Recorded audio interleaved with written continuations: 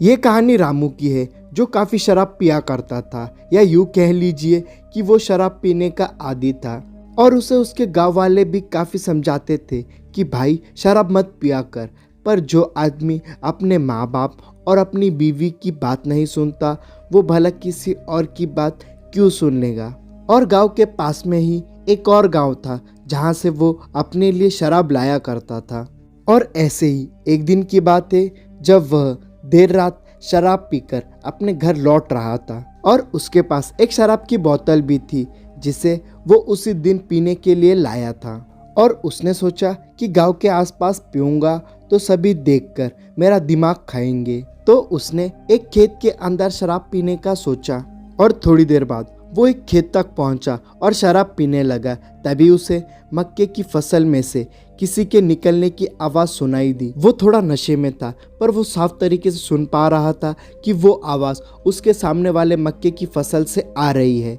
और वो सोचने लगा कि इतनी रात को कौन होगा, शायद इस खेत का किसान हो। तो चलो यहाँ से चलते हैं, वरना वो तो मुझे यहाँ से भगा ही देगा। और यही सोचकर वो उस जगह से जाने लगा। पर इससे पहले कि वो वहाँ से जाता, उसने देखा कि उस खेत में से एक भयानक सी औरत आकर उसे देखने लगी। और वो औरत बड़ी भयानक थी और वो उसकी ओर बढ़ रही थी। यह देखकर रामू वहाँ से तेजी से भागने लगा और वो औरत भी उसकी ओर भागने लगी। और भागते भागते रामू थोड़ी दूर आया और उसने देखा कि अब उसके पीछे कोई भी नहीं था। और वो सोचने लगा कि आज कुछ ज़्यादा ही चढ़ गई है, मैं भी ना, चलो शुक्र है कि मेरी बोतल सही सलामत है। और ये सोचकर वो हंसने लगा। और तभी उसे जोर की टॉयलेट लगी और वो एक पेड़ के पास जाकर टॉयलेट करने लगा। और टॉयलेट करते करते जब उसने अपना सिर ऊपर घुमाया तो देखा कि वो औरत उस पेड़ पर बैठी थी और उसको बड़े ही डरावने तरीके से देख रही थी।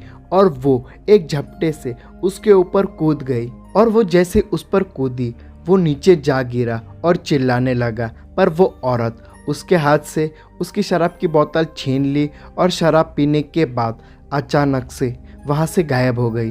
और रामू यह देखकर वहीं बेहोश हो गया।